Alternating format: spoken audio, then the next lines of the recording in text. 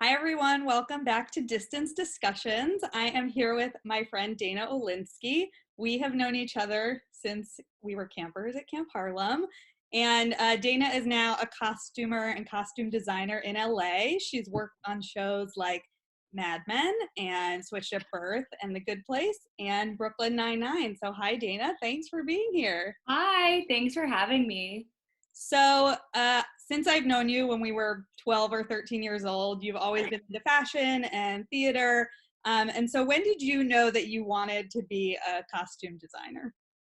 Um, that's a good question. I feel like I always loved theater and I always loved movies. And when I was younger, I was like, I like it, something I was like, oh, like that's a job. Like I was always really into what people were wearing on TV and film, and I was like, oh, that's somebody's job to pick that out.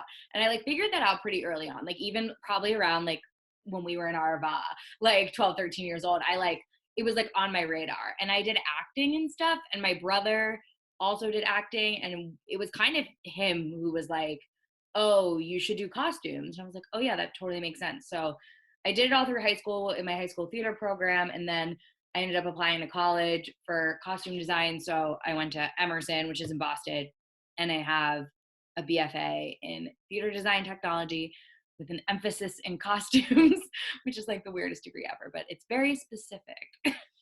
And so you're a costumer. Your main work right now is on Brooklyn Nine-Nine. And what does the role of a costumer entail? Um, so the cool thing is that like even if I have the same title, every single job I do is different.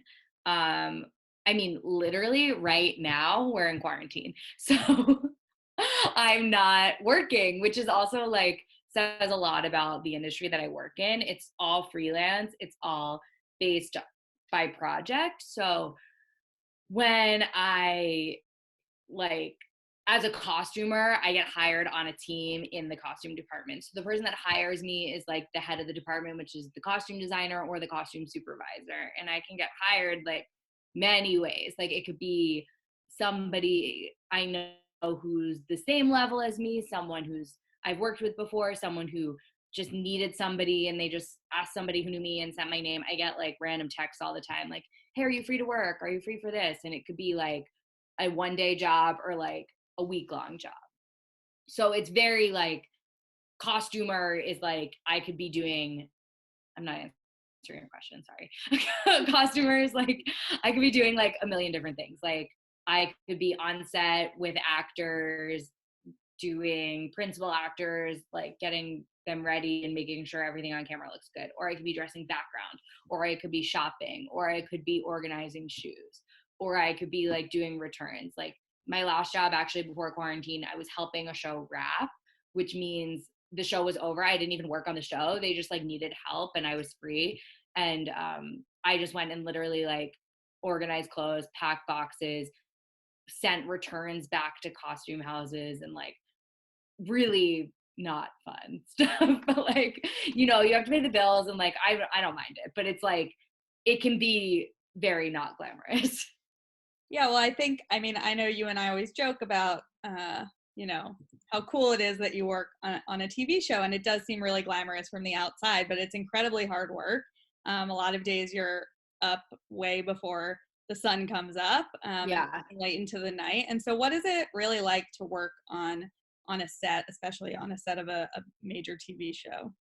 Um yeah, like you said, it's like really long hours, and I think I know this isn't like a podcast about camp, but like, or like I know this doesn't have anything to do with camp, but like, I think being a camp counselor was like some of the best training I had to work on a TV show because your day doesn't end and you like are up really early and you're like constantly on. So it's so funny that like one of my first jobs was being camp counselor, and like it relates so much. You're just like working with people and you're like, nothing's the same. Everything is different every single day. So like my typical day on, let's talk about like on Brooklyn Nine-Nine. So like on that show, I'm a set costumer and I'm technically like the trailer costumer. So what that means is we have a team of like 10 of us in the whole costume department. So there's 4 of us that are like the main set crew. So I'm the trailer costumer, which means that like I basically live on the wardrobe trailer, which is like a big kind of like RV. It's like filled with it's huge. It's like, I don't know, it's very big, and it's filled with clothes, and then it's got all these drawers for our supplies. We have a washer dryer. We have like a lift gate in the back where you can bring racks on and off. It's very, I work on a big TV show, so like on a big show, you have a big wardrobe trailer. I also just worked on an indie movie and we had like nothing. So it also varies like based on budget of like the actual project, not necessarily like what I'm getting paid. Cause like I'm in a union, so like I'll get paid not the same, but like around the same rate, even if the job is like some big budget thing or like something really low budget. It does vary. Like if you're working on like a Marvel movie, I think you make a lot of money. I don't know. I've never done that. So, but like my rate on like Brooklyn Nine-Nine is like it's a good rate because it's a successful, we're about to go into season 8 network TV show. So like I work on the trailer, which means I'm in charge of like continuity and making sure everyone's in the right outfit for the right scene of what we're filming that day. So like it's like, and then I have my 2 set partners. They're like on the set with the actors. And then we have one girl who does background. So we're like kind of the main crew, and we're the ones who are there first and we leave last. So like the other positions are like, there's the costume designer, who's my boss. She goes to the meetings, she's conceptualizing everything. And then she also has like her right-hand man is the costume supervisor, and they're also going to all the production meetings, concept meetings. These are like meetings with like producers, the director, the writers, which like I'm not a part of any of that. I'm sort of like one of the last people to see the clothes and do that before it goes on to their actors' bodies. There's like a lot of prep work before anything even comes to me. So it's like a weird, like in the department, there's like a lot of different responsibilities. And then we have like 2 shoppers, and we have a costume PA, which is a job that I used to have before I moved up in the department. And you're like kind of everyone's assistant. So it's like, but also that's every department on every show is very different. Like it can be broken down, like kind of however you want it to be. Like the costume designer is pretty much like in charge of how they want their department to be broken down. Because they're the department head and they're the boss. They're the ones who like hire you. They're the ones who can fire you. It's kind of I don't really work. I work for a costume designer pretty much, even though technically right now I'm an NBC employee. Well, not right now, but when I'm on Brooklyn. So Yeah. sorry, So, I again didn't answer your question. Sorry. There's like a lot that involves it. Yeah, but like, it requires like a lot of flexibility depending on what job you're doing and who you're working yeah, with. that was something like I definitely struggled with when I first started. It was like really hard for me to like not know. You just don't know, like you don't even know what you're doing like the next day. So like even I've gotten hired on jobs, I'm like, I get a text, they're like, can you work tomorrow? And they're like a bunch of things you want to know. You want to know like, where is it? Because I live in Los Angeles. Los Angeles is huge. I live on the like east side of the city. So like if it's something like all the way on the other side of the city, that could take me an hour and a half, 2 hours to get to. So like I want to know, is it worth it? Like where it's going to be, how much you're going to make, what's the job? Like, am I doing background? Am I doing principals? Like there's a lot that goes into it, and people just like sometimes don't give you the information because like they're moving so quickly. So it's a very interesting, like you just have to like be ready, like show up, good attitude, let's do it. So one of the things that I think seems glamorous to us on the outside of the entertainment industry is the opportunity to interact and work with celebrities. So yeah. What is it like to be on set with people who are famous? Well, it's still a job, which is like you kind of, and there are like people are crew members of any like production, TV show, movie, like everyone kind of, not everyone like interacts with the actors. So like hair, makeup, and costumes obviously do. Like I think for me, I like try to just like not, I don't really get starstruck anymore, especially because like I'm kind of jaded.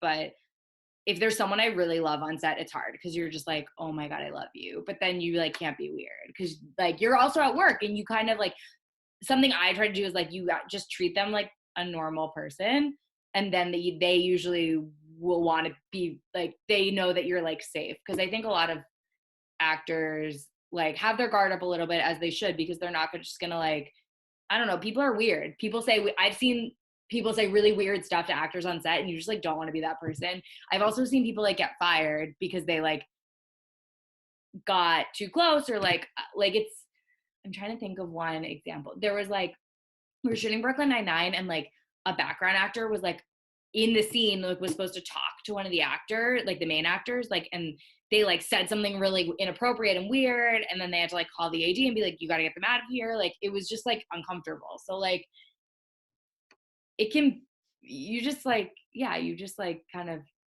touch and go. But they are people, and like everyone has good days, everyone has bad days, and like it's hard when some people will ask me, they'll be like, oh, is this person nice? I'm like, well, the one day that I met them, they were nice, but like, I don't know if they're a nice person. Like, do you know if the random person that works in your accounting department at your office job is like a nice person? Like, maybe if you see them every day and you like get to know them, but like, it's like a weird thing because you also like, they're also maybe like focused on their scene.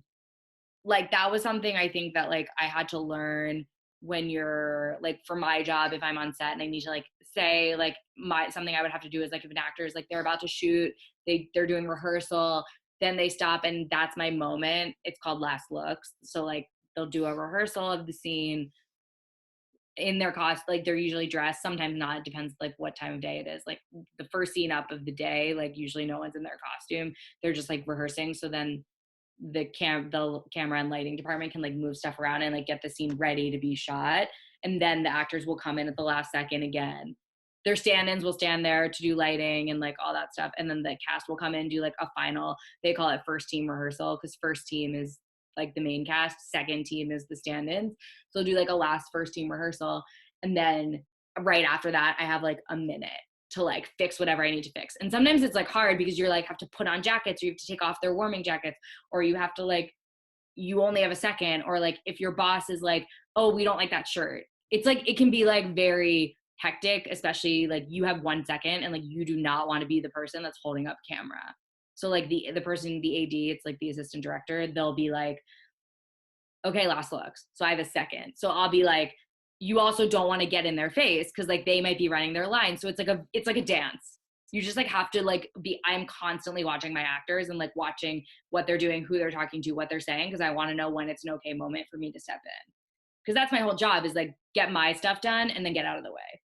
Yeah. I mean, I think it's, when I sit and watch a 30-minute episode of TV, you don't think about all these moments that go into making it, which is, really incredible how like the attention to detail and all these small moments that really add up. It's great. And even when I watch TV, I get lost in it too. And then I forget. And like, sometimes I'll be watching something like really scary and I'll be like, that's not real. There's 30 people standing behind them. And I know that because I've been there. So like, sometimes I get drawn into TV also, but like Yeah. you forget that like, and even I'll watch scenes of Brooklyn Nine-Nine. I'm like, oh, I'm standing behind that wall. I'm hiding behind that thing. Cause like, I knew where I was like when we were shooting that scene, which is funny. Cause you like, a lot of it is like, get out of the way. Like, especially for me, like I'm a costumer, like obviously like my job's important, sure, but like, making sure the cameras work is like a little bit more important than what I'm doing. So it can be like, you just want to know your place and like know and have your actors trust. Like that's a huge thing too, is like if an actor trusts me, makes my job easier. If they don't like me, or if they're like they don't want to be messed with, I have to respect that. And I do. You like get to know them and you're like, oh, or some of them really like to be fussed with because they want attention. So you like, you just like gauge. Some actors are also like, they become your friends, but like, it's still like there's still a line. At least I think that like, they're still there to act and I'm not their best friend, So. So, do you have any fun celebrity stories that you're able to share? Yeah, I have a lot. I thought of one. This one's good. I'm a huge West Wing fan, so is my whole family. And my Bradley Whitford guest stars on Brooklyn Nine-Nine. He plays Andy Samberg's dad in Brooklyn. So I've met him. I've worked with him a few times because he comes like every single year. He does at least one episode. And my dad in the fall was getting a hip replacement. So it was like very late at night. It must have been like midnight. So then at like 3 a.m, he's like, it was 3 a.m. on the East Coast. He was like texting me. He's like, I'm awake. I can't sleep. I'm in the hospital. But he was fine. It was like post-surgery. And I was like, oh, let's FaceTime for a second. Like I'm waiting for something. So we're FaceTiming, and then like Bradley Whitford like walks out, and he's like of his dressing room, and he's like talking to someone else. And he looks at me, he's like, what are you doing? And I was like, oh, I'm FaceTiming my dad. Like he just had a hip replacement. I was like, and I really never do this, but I was like, knew this would make my dad. I was like, will you come say hi to him? I was like, my dad's a huge fan. And I got in the FaceTime, me and Bradley Whitford like FaceTimed my dad.